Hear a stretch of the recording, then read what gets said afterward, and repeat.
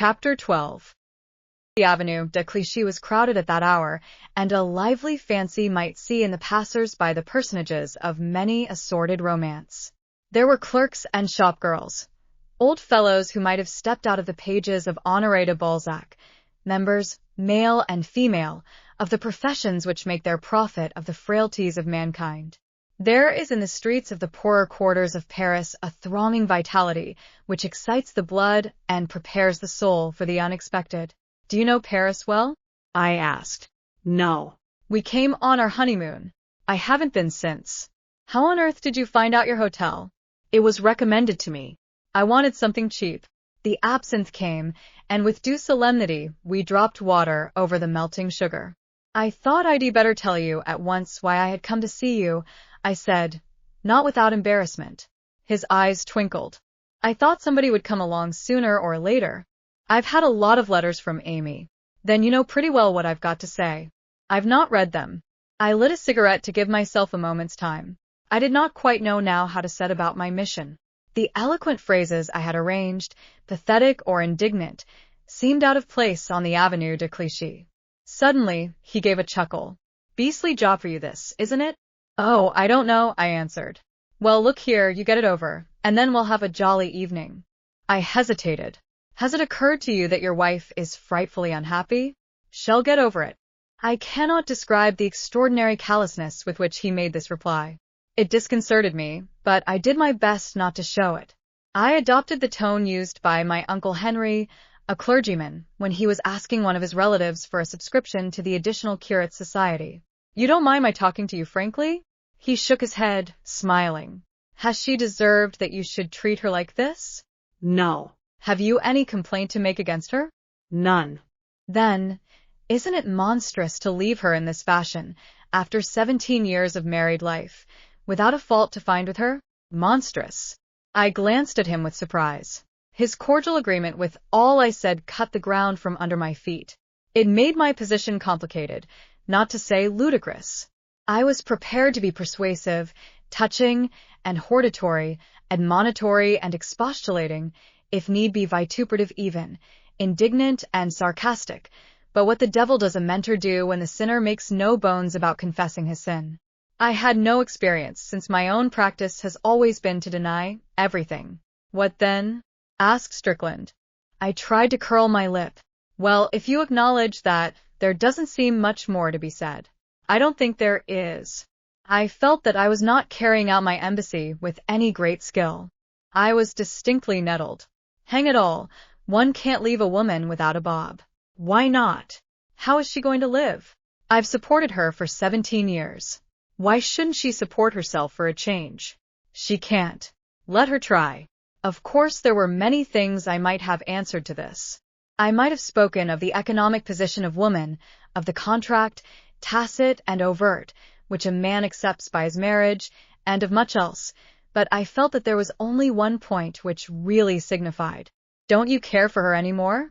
Not a bit, he replied. The matter was immensely serious for all the parties concerned, but there was in the manner of his answer such a cheerful effrontery that I had to bite my lips in order not to laugh. I reminded myself that his behavior was abominable. I worked myself up into a state of moral indignation. Damn it all, there are your children to think of. They've never done you any harm. They didn't ask to be brought into the world. If you chuck everything like this, they'll be thrown on the streets. They've had a good many years of comfort. It's much more than the majority of children have. Besides, somebody will look after them. When it comes to the point, the McAndrews will pay for their schooling. But aren't you fond of them? They're such awfully nice kids. Do you mean to say you don't want to have anything more to do with them? I liked them all right when they were kids, but now they're growing up I haven't got any particular feeling for them. It's just inhuman. I dare say. You don't seem in the least ashamed. Am not. I tried another tack. Everyone will think you a perfect swine.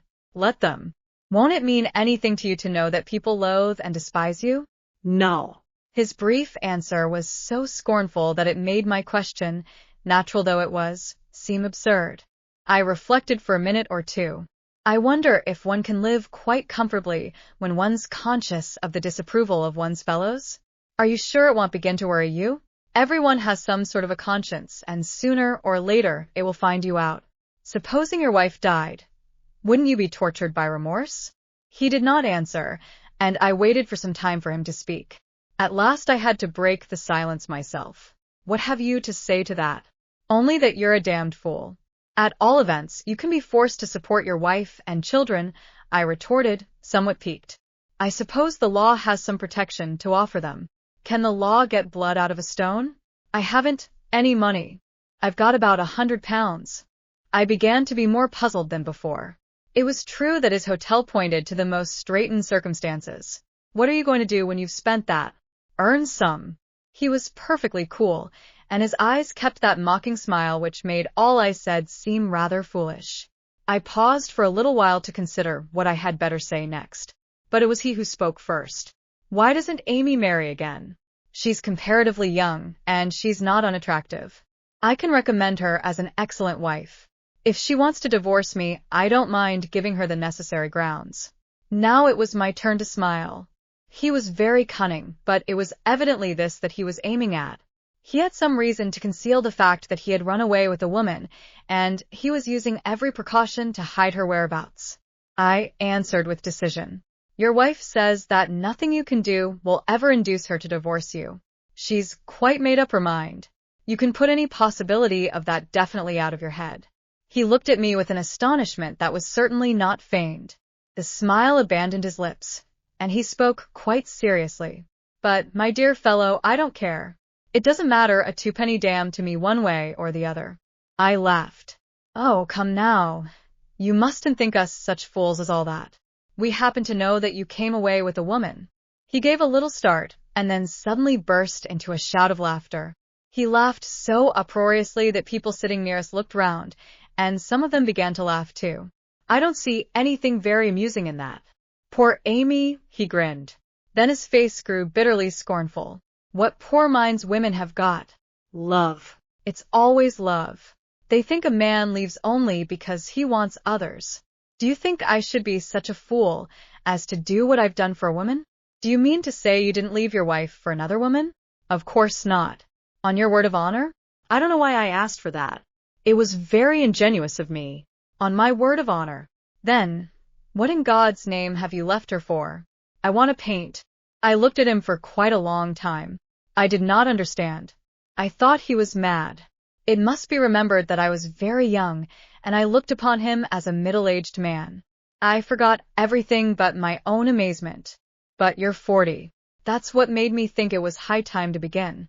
Have you ever painted? I rather wanted to be a painter when I was a boy, but my father made me go into business because he said there was no money in art. I began to paint a bit a year ago. For the last year, I've been going to some classes at night. Was that where you went when Mrs. Strickland thought you were playing bridge at your club? That's it. Why didn't you tell her? I preferred to keep it to myself. Can you paint? Not yet. But I shall. That's why I've come over here. I couldn't get what I wanted in London. Perhaps I can here. Do you think it's likely that a man will do any good when he starts at your age? Most men begin painting at 18. I can learn quicker than I could when I was 18. What makes you think you have any talent? He did not answer for a minute. His gaze rested on the passing throng, but I do not think he saw it. His answer was no answer. I've got to paint. Aren't you taking an awful chance? He looked at me. His eyes had something strange in them, so that I felt rather uncomfortable. How old are you? 23? It seemed to me that the question was beside the point. It was natural that I should take chances, but he was a man whose youth was past, a stockbroker with a position of respectability, a wife and 2 children. A course that would have been natural for me was absurd for him. I wished to be quite fair. Of course a miracle may happen, and you may be a great painter, but you must confess the chances are 1,000,000 to 1 against it. It'll be an awful sell if, at the end, you have to acknowledge you've made a hash of it. I've got to paint, he repeated. Supposing you're never anything more than third-rate, do you think it will have been worthwhile to give up everything? After all, in any other walk in life, it doesn't matter if you're not very good. You can get along quite comfortably if you're just adequate, but it's different with an artist. You blasted fool, he said. I don't see why, unless it's folly to say the obvious. I tell you I've got to paint. I can't help myself. When a man falls into the water, it doesn't matter how he swims, well or badly. He's got to get out or else he'll drown. There was real passion in his voice, and in spite of myself, I was impressed.